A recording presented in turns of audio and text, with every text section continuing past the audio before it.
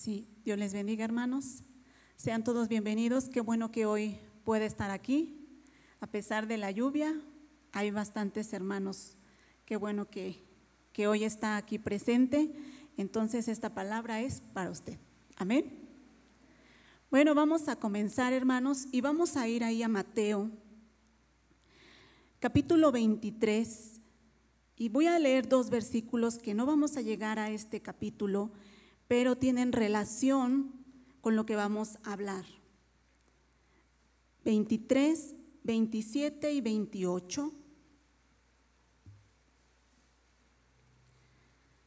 Lo leemos y oramos. Dice así: Ay de vosotros, escribas y fariseos hipócritas, porque sois semejantes a sepulcros blanqueados, que por fuera, la verdad, se muestran hermosos, mas por dentro están llenos de huesos de muertos y de toda inmundicia.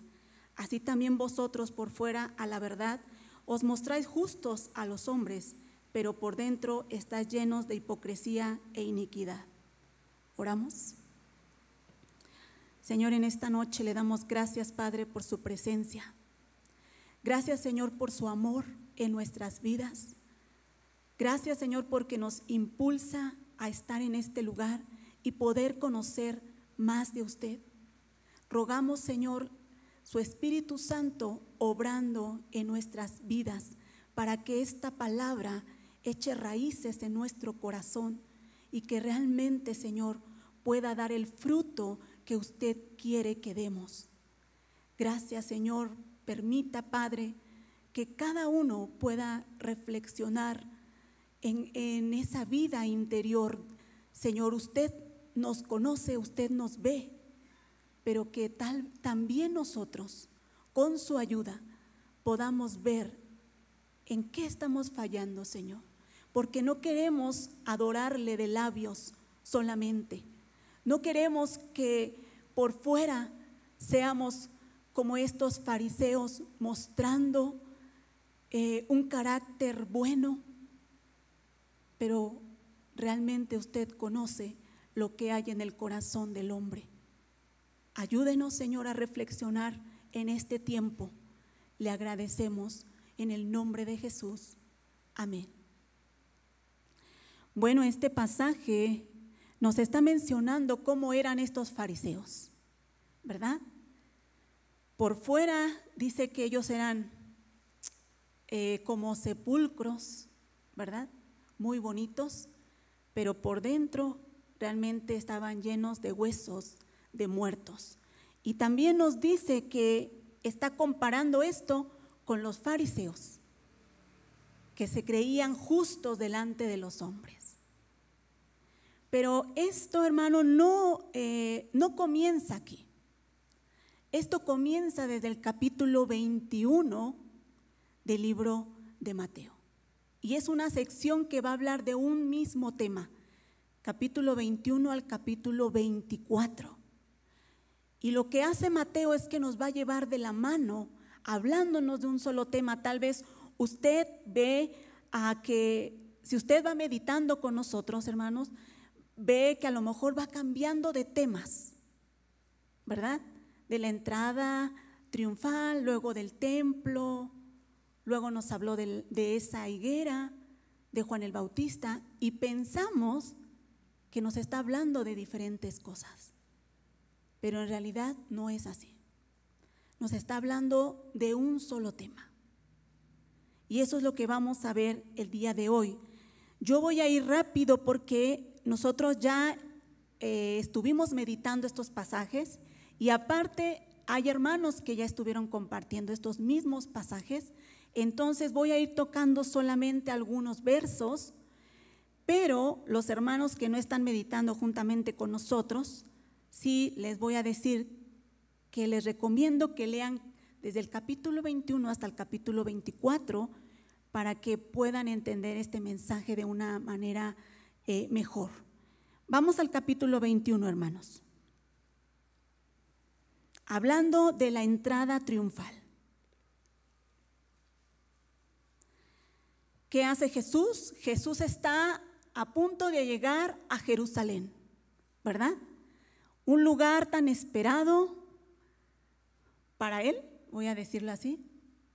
Sí, yo creo que también. Pero en realidad Jesús va a entrar a Jerusalén como rey. Pero yo quiero que lo veamos hoy de esta manera. Él va a entrar montado en un pollino rumbo a su muerte, hermanos. Cuando Él llega a Jerusalén, Él entra para morir. En otros evangelios dice que Él afirmó su rostro hacia Jerusalén. A pesar de lo que le iba a suceder, Él no se retractó, Él no regresó. Y ahora entra montado en un pollino para ir a morir. Y la gente comienza gritando de esta manera. Vamos a leer desde ahí el verso 6.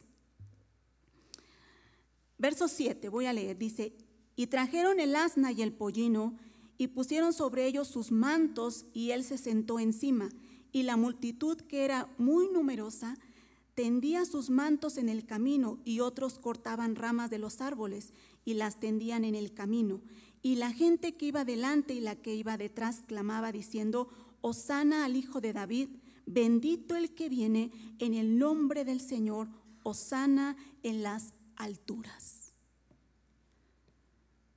Hermanos, yo les pregunto, esta proclamación que hacía esta multitud, ¿era verdad?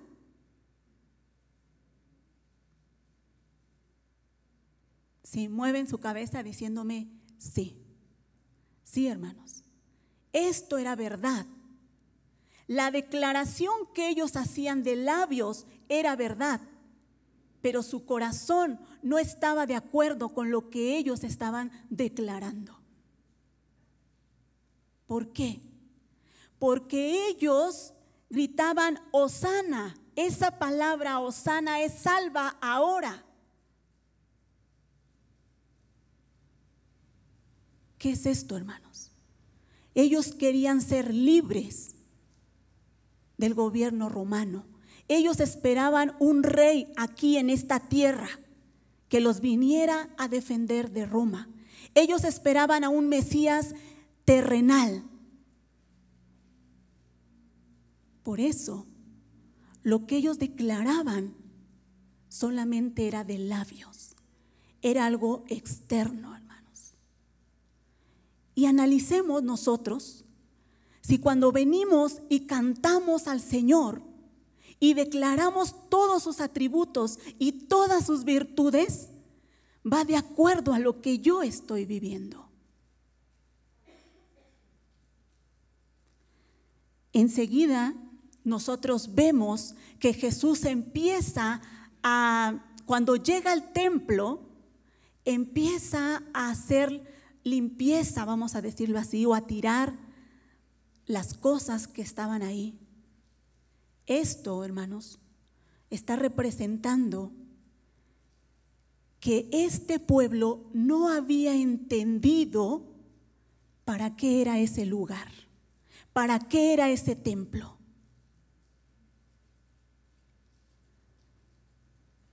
Jesús, a través de hacer esta purificación, está mostrando que la vida de ellos no iba de acuerdo con lo que ellos hacían. Porque hacían ritos. Sí, hermanos, sí hacían ritos. Cumplían con sus ritos y sus obras. Sí, nos habla que los fariseos eran muy cumplidos, ¿no es verdad? Sí. Pero ellos se habían quedado en lo externo, hermanos. Ellos se habían quedado en el rito solamente. Hay algo que Jesús hace enseguida y dice que en el 14, que vinieron a él en el templo ciegos y cojos y los sanó, ¿verdad?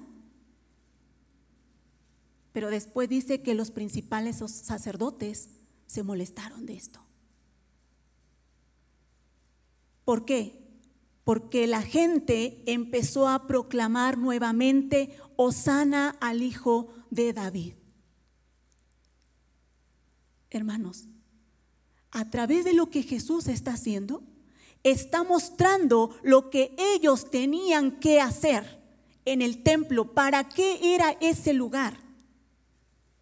Jesús dijo que era un lugar de adoración, un lugar de oración. ¿Y qué es esto? Cuando el pueblo entraba al templo, ¿qué significaba esto, hermanos? ¿Qué significaba el templo? Pensemos, ¿qué era el templo? La presencia de Dios, ¿no es cierto? Sí. El templo significaba la presencia de Dios. Entonces, ellos al entrar a ese lugar, ¿qué reflejaba? Que ellos tenían comunión ¿con quién? Con Dios. Y entonces sus vidas al salir de ese lugar tenía que mostrarse de una manera diferente. Por eso en el Antiguo Testamento Dios les dijo: yo los he puesto para mi gloria, para mi alabanza, para mi honra, para que al verlos a ustedes, la forma de vivir, la gente de afuera me conozca. Entonces, Jesús les muestra para qué era ese lugar. Aceptando, primeramente, Él sanando a los cojos, a los ciegos, nos hace recordar Isaías que eso vendría a ser el Mesías. Pero Él, estando dentro de la voluntad de Dios, trayendo salvación a la gente, cumpliendo la voluntad de Dios, ¿qué provocó eso, hermanos? Que alabaran a Dios. ¿No es cierto? Sí. Hosana al Hijo de David. Y después se enojan estos fariseos.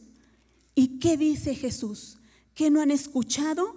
Que de la boca de los niños y de los que maman perfeccionaste la alabanza.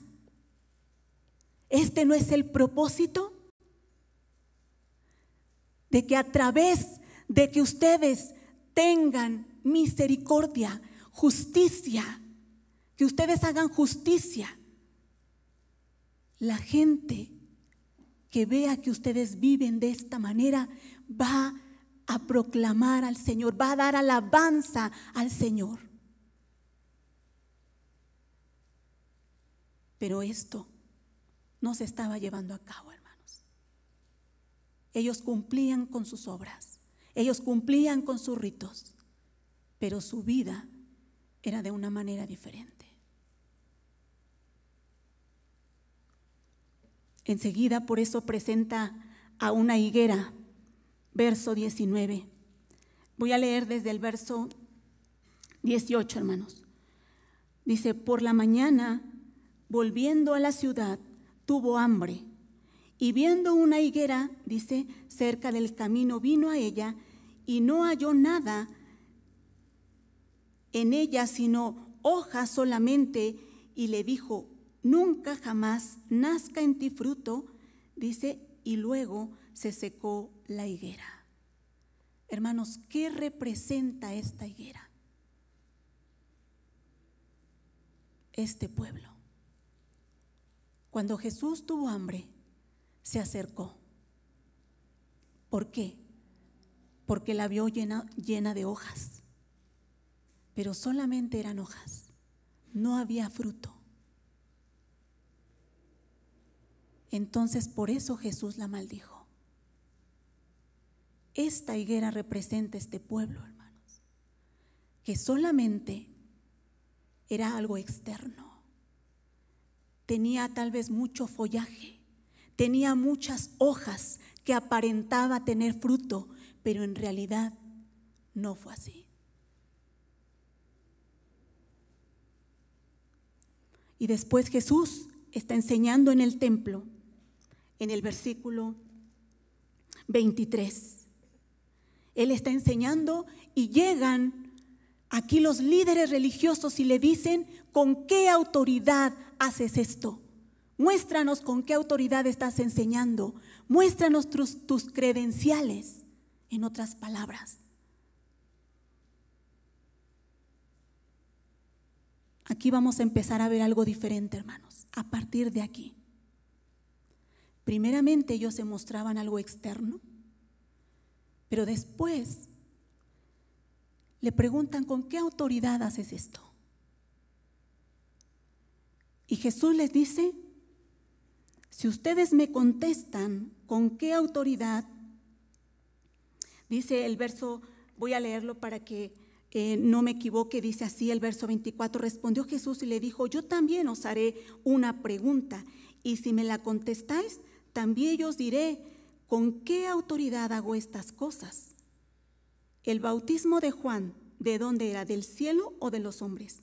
Ellos entonces discutían entre sí diciendo, si decimos del cielo, nos dirá, ¿por qué pues no le creíste? Y si decimos de los hombres, tememos al pueblo porque todos tienen a Juan como profeta. Hermanos, Jesús no contestó esta pregunta.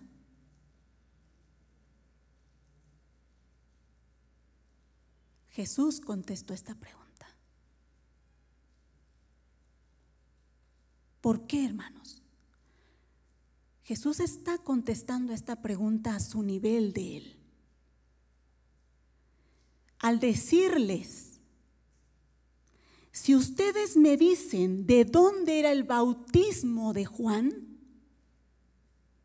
entonces yo les diré con qué autoridad hago esto. Hermanos, ellos conocían quién era Juan el Bautista. Ellos conocían que Juan el Bautista tenía un buen testimonio y que él ofreció su vida y se guardó en el desierto hasta que recibiera palabra de Dios.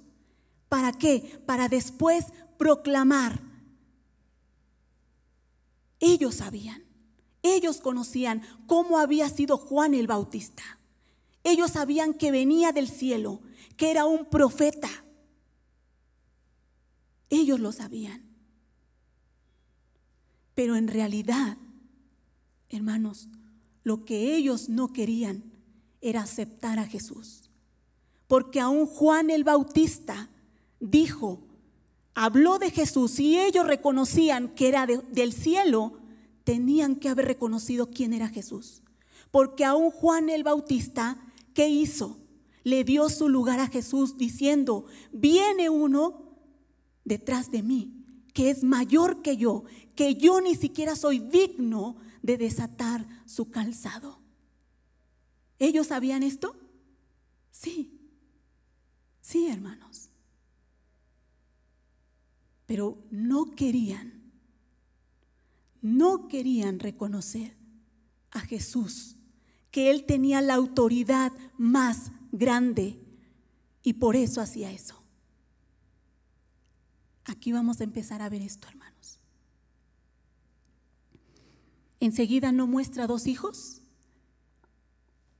¿verdad que sí? Dice aquí en el verso 28, pero ¿qué os parece? Dice Jesús, un hombre tenía dos hijos y acercándose al primero le dijo, hijo, ve hoy a trabajar a mi viña. Respondió él y dijo, no quiero, pero después arrepentido fue. Y acercándose al otro le dijo de la misma manera y respondiendo él dijo, sí, Señor, voy, y no fue. Y Jesús les pregunta, ¿cuál de estos dos hizo como el Padre le dijo? ¿Y qué dijeron ellos? El primero. ¿Por qué? ¿Quién representa este segundo? Estos fariseos, hermanos, que dicen sí, nosotros sí cumplimos la voluntad de Dios, nosotros sí hacemos los ritos, hasta el más mínimo de las hierbas nosotros diezmamos. Ellos eran estos hijos que dicen sí, pero en realidad no hacen la voluntad de Dios. En ellos en realidad no había arrepentimiento, nos dice el verso 32. No se arrepintieron, hermanos. No quisieron arrepentirse. Ni porque Juan les habló. No hubo arrepentimiento. Entonces Jesús les va a presentar una parábola de una viña, que esto también ellos conocían muy bien, porque Isaías capítulo 5 nos habla acerca de esta viña. ¿Quién representa esta viña, hermanos? Este pueblo. ¿Y qué dice? Oíd otra parábola. Hubo un hombre, padre de familia, el cual plantó una viña, la cercó de vallado, cavó en ella un lagar, edificó una torre y la arrendó a unos labradores y se fue lejos. Hermanos, mire lo que hace Dios. Se presenta como un padre de familia. Cuando usted ve esta palabra padre o padre de familia, siempre piense que Dios quería tener esa relación con su pueblo, una relación de padre e hijo, y como padre Él suplió todo lo necesario a esta viña. ¿Qué dice? Él la plantó, después la protegió, le puso un vallado, puso un lagar, o sea, un lugar donde se iba a sacar el jugo, y puso una torre. ¿Para qué? Para que tuviera cuidadores. O sea, como padre, Dios le suplió todo a este pueblo de Israel. Pero ¿qué hizo el pueblo? ¿Qué hizo el pueblo cuando Dios envió, dice aquí, por el fruto a sus siervos? ¿No los mataron? ¿No los golpearon? ¿No los maltrataron? Sí, hermanos. Sí. Pero mire, dice que al principio Él mandó, hace referencia como a 3 personas. Y después dice en el versículo 36, envió de nuevo otros siervos más que los primeros, e hicieron con ellos de la misma manera. Entonces, hermanos, ¿Dios les habló a su pueblo una vez? No. ¿2 veces? No. ¿3 veces? No. ¿4 veces? No, hermano. Muchas veces. Y hasta aquí nosotros podemos pensar que está hablando del Antiguo Testamento. Esos profetas que hablaron al pueblo. Pero enseguida va a decir que mandó a su hijo, que tal vez al ver a su hijo, estos puedan mandar el fruto. Pero veamos lo que Dios está haciendo, hermanos. Yo le pregunto, ¿qué padre hace lo que hizo Dios? Mire, voy a poner este ejemplo para que lo entendamos.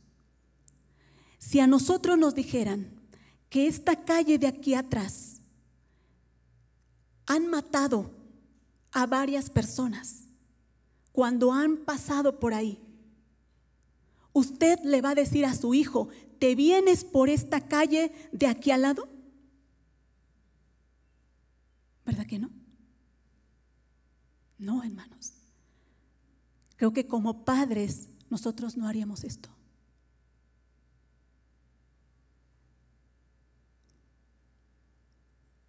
Pero Dios hizo esto con Jesús.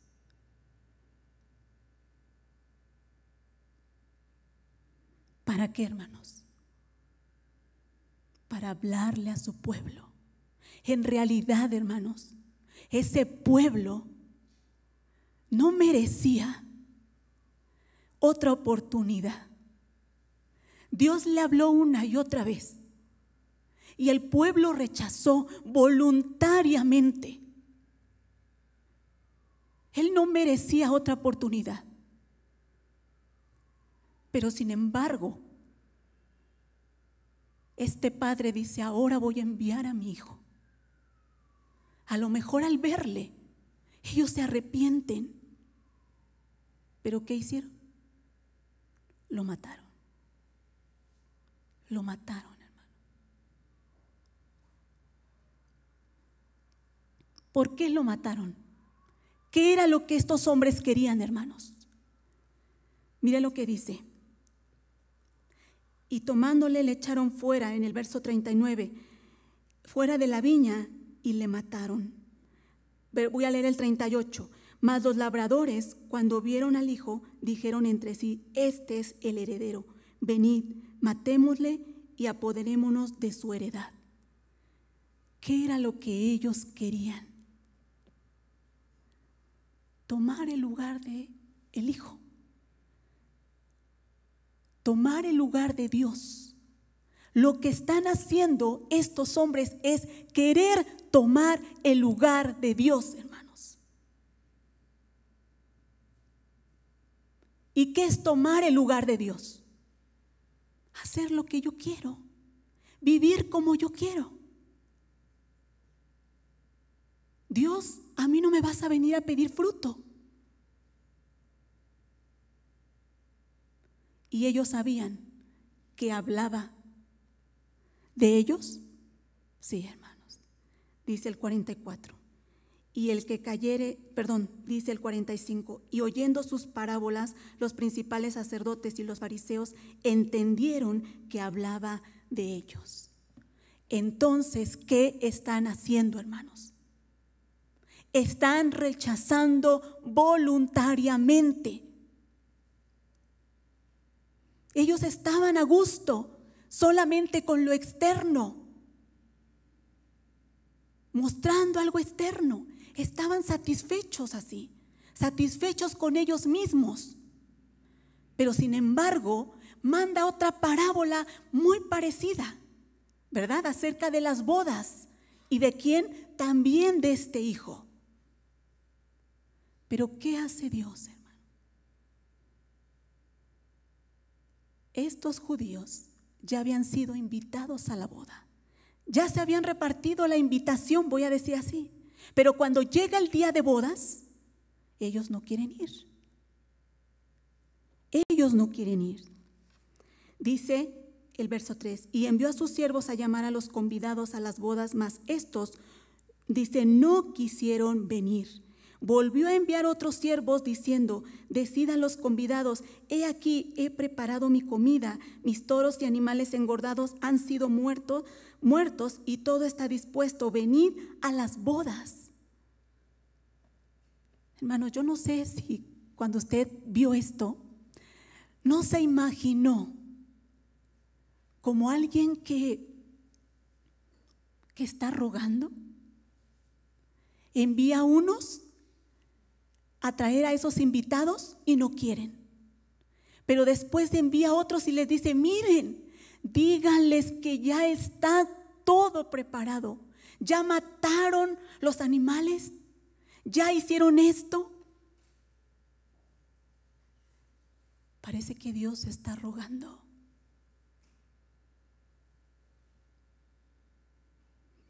Pero ¿qué hacen ellos? No quieren. No quieren, hermanos. Voy a ir más rápido, hermanos. Después mandan a los caminos a traer a la gente, pero yo quiero hacer énfasis aquí. No me quiero detener porque este pasaje el pastor lo habló el domingo, hermanos. Dice así el 11: y entró el rey para ver a los convidados y vio allí a un hombre que no estaba vestido de boda. Hermanos, aquí dice que este hombre no estaba vestido de boda. No dice que este hombre no se vistió de bodas.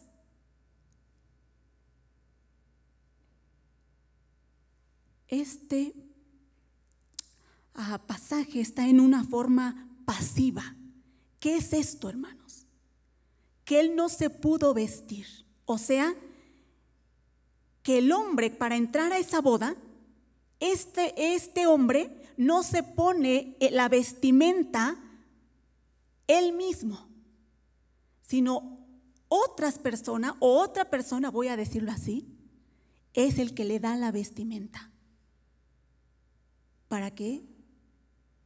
Para que entre a esa boda. O sea, hermanos, nosotros, nuestra vestimenta, no la obtenemos por nosotros mismos. No es algo que venga del hombre, es algo que Dios va poniendo en el hombre. Pero, ¿qué quiere decir entonces si este hombre no estaba vestido de bodas? Que él no quiso vestirse de boda, hermanos. Se le ofreció la vestidura, pero él no quiso. Entonces el rey dijo a los que servían: atarle de pies y manos y echarle en las tinieblas de afuera. Allí será el lloro y el crujir de dientes.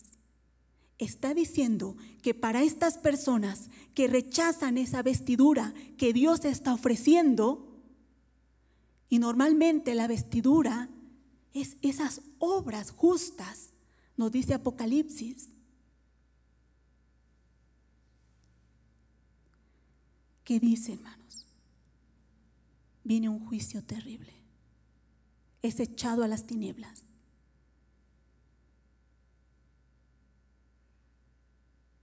Pero aparte de juicio, nosotros podemos pensar en otra cosa, hermanos. Echado a las tinieblas es la ausencia de Dios en su vida. ¿Por qué? Es la separación del hombre con Dios.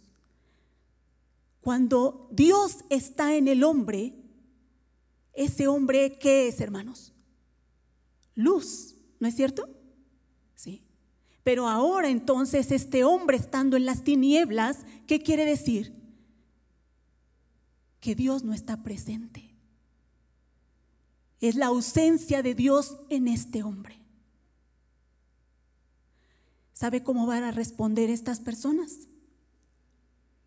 No me va a dar tiempo de explicar los versos, los pasajes que siguen, pero sí voy a explicar algo, hermanos. ¿Sabe cuál va a ser la respuesta de estos hombres acerca en este tributo que vienen a tentar a Jesús? Después la resurrección y después hablando de cuál es el gran mandamiento.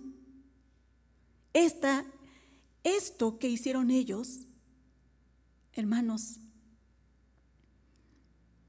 muestra por qué en el capítulo 23 Jesús va a traer juicio sobre el pueblo. Habló una y otra vez. Les dijo: mire lo que hizo mi Padre, los cuidó, envió a su Hijo, pero ustedes rechazaron una y otra y otra y otra vez. Pero ahora, ¿qué van a hacer estos? Van a tentar a Jesús, quieren hacer caer a Jesús. ¿Hasta dónde llegan? Hermanos, veamos. Voy a leer verso 15, 16. Entonces se fueron los fariseos y consultaron cómo sorprenderle en alguna palabra. Y le enviaron los discípulos de ellos con los herodianos, diciendo: Maestro, sabemos que eres amante de la verdad y enseñas con verdad el camino de Dios y que no te cuidas de nadie porque no miras la apariencia de los hombres. Dinos, pues, ¿qué te parece? ¿Es lícito dar tributo a César o no? Pero Jesús, conociendo la malicia de ellos, les dijo: ¿por qué me tentáis, hipócritas? Hermanos, primeramente ellos llegan de la misma manera, solamente de labios, halagando a Dios, halagando a Jesús, Sé que eres un hombre que enseña un camino de verdad. Esto era de labios para afuera, hermanos. Ellos llegaron con la intención de tentarle. Pero ¿sabe quiénes eran los herodianos? Eran personas que eran fieles a Herodes, hermanos. Eran personas que trabajaban para el Imperio Romano. Y eran personas que oprimían al pueblo de Israel para pagar los tributos. O sea, ¿qué está haciendo este pueblo de Israel? Es capaz de unirse con el enemigo. ¿Para qué?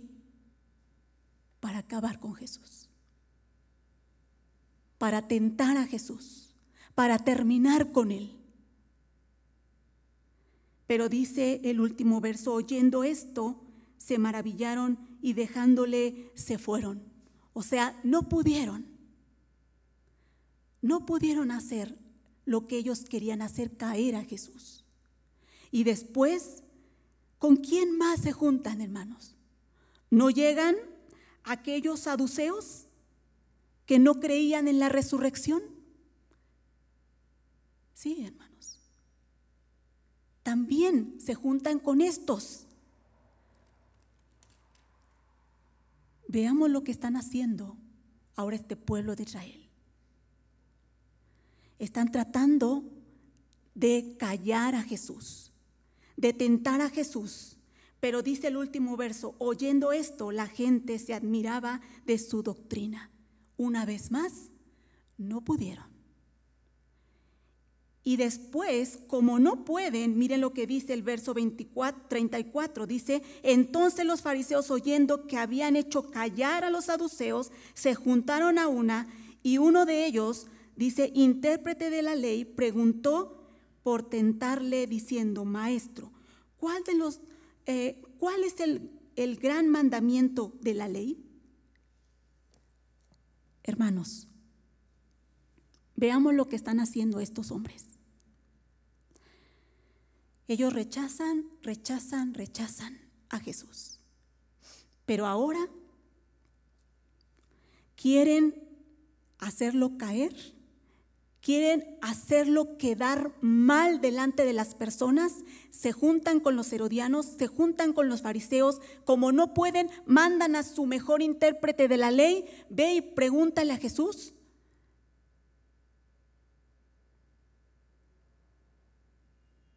¿Cuál es el más grande mandamiento? Estos hombres, hermano, quieren hacer caer a Jesús para que otros no volteen a ver a Jesús. Y se está cumpliendo el verso del capítulo 23, 13, que dice: mas ay de vosotros, escribas y fariseos hipócritas, porque cerráis el reino de los cielos delante de los hombres, pues ni entráis vosotros, ni dejáis entrar a los que están entrando. O sea, quieren tentar a Jesús, quieren hacerlo caer, quieren hacerlo quedar mal delante de la gente que está alrededor. ¿Por qué? No quieren que lo sigan.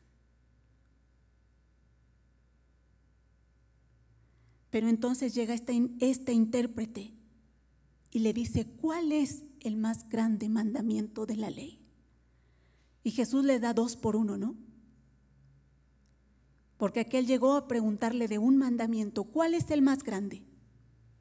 Y Jesús le dice: amarás al Señor tu Dios con todo tu corazón, con toda tu alma.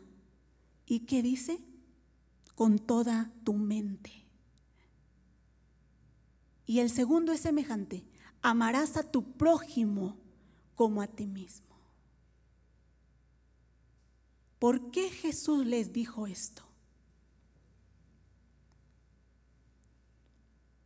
Hermanos, Jesús les está diciendo: lo que ustedes están haciendo, todo lo que ustedes están haciendo, es algo externo. Porque el amarme a mí viene de adentro, viene del corazón, viene de la mente. viene del alma, que para los judíos estas tres cosas era lo mismo. O sea, el cambio que ustedes necesitan, fariseos, es de dentro.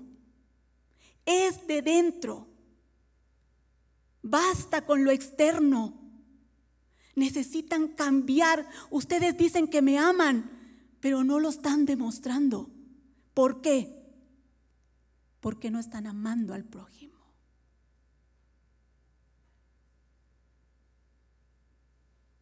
Hermanos, el amar a Dios tiene que ser un reflejo amando al prójimo.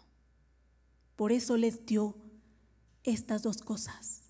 Pero entonces Jesús les estaba diciendo, ni siquiera tienen amor por Dios. Lo que ustedes están haciendo es por ustedes mismos. Las cosas externas es para ustedes mismos. Entonces, hermanos, llegamos a ver que podemos ser buenos cristianos sin amar a Dios. Sí, hermanos, sí. ¿Podemos ser buenos predicadores sin amar a Dios? Sí. Sí, hermanos. Todo eso es externo. Y entonces dice el verso 40. De estos dos mandamientos depende toda la ley y los profetas. En otras palabras, le está diciendo a su mejor intérprete que habían mandado para hacerlo caer, ni siquiera entiendes lo que significa la ley y los profetas. Ni siquiera saben lo que esto se refiere. Pero Jesús les hace una pregunta y voy a ir terminando con esto, hermanos. Jesús les hace una pregunta: ¿de quién es hijo el Cristo? Y parece que con esta pregunta Él les está dando la última oportunidad. Porque Jesús quiere que vean con la visión clara, con una visión clara, con una visión perfecta, ¿quién es Él? Ellos dijeron, el Cristo es hijo de David. Y es cierto que se dice que Jesús vendría como descendiente de David. Pero aquí Jesús se está presentando como el Señor de David, como más grande que David. ¿Esto es verdad, hermanos? Sí, sí. Entonces les está dando la última oportunidad. Les está diciendo, vean con una visión clara, con una visión perfecta. ¿Quién soy yo? Soy el Señor, soy Dios. Soy Emmanuel, Dios con nosotros. ¿Por qué, hermanos? Porque el tiempo de Jesús se acaba. Ya está para morir. Y en el capítulo 23, hermanos, Él va a traer juicio sobre este pueblo. Va a declarar los ayes. ¿Qué es ayes? Ay de ustedes. Esto es juicio. Y no solo sobre ellos, sobre el pueblo, sobre su pueblo, sino sabe también para quién, para el templo, que es lo que nos va a presentar en el capítulo 24.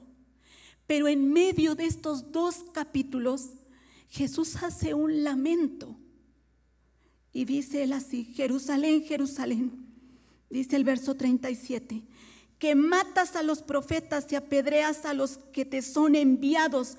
¿Cuántas veces quise juntar a tus hijos como la gallina junta sus polluelos debajo de sus alas, y no quisiste? He aquí, vuestra casa os es dejada desierta. Hermanos, esto es el peor juicio. Que Dios nos abandone a nuestra suerte si no queremos atender a su voz. Jesús le dolía que el pueblo, que su pueblo por el cual vino, le rechazara una y otra vez. Yo creo que sí. Yo creo que sí.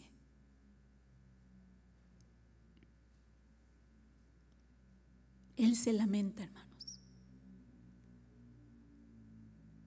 Y esto es la ausencia de Dios. ¿Cómo estamos nosotros? ¿Cómo estamos, hermanos? Dios, voy a terminar diciendo esto, hermanos. Dios no mandó a su Hijo. Dios no envió a su Hijo para que solamente de labios le proclamemos.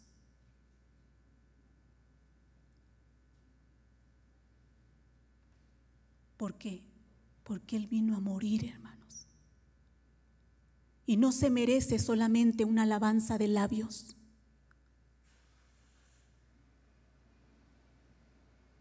Tenemos que vivir dando fruto. Dios mandó a Jesús para que nosotros, teniendo fe en ese Jesús, viviéramos de acuerdo a su voluntad. Esto, hermanos, esto es lo que a Dios le satisface. Que podamos creer en Jesús y vivir obedeciéndole. ¿Para qué? Para que los de afuera glorifiquen su nombre. Y yo le dejo con esto, hermanos. Oramos. Señor, gracias. Gracias, Señor, por su palabra. Porque si usted nos habla una vez más, es realmente porque tenemos otra oportunidad más, Señor, para poder arrepentirnos y poder hacer su voluntad, sus propósitos.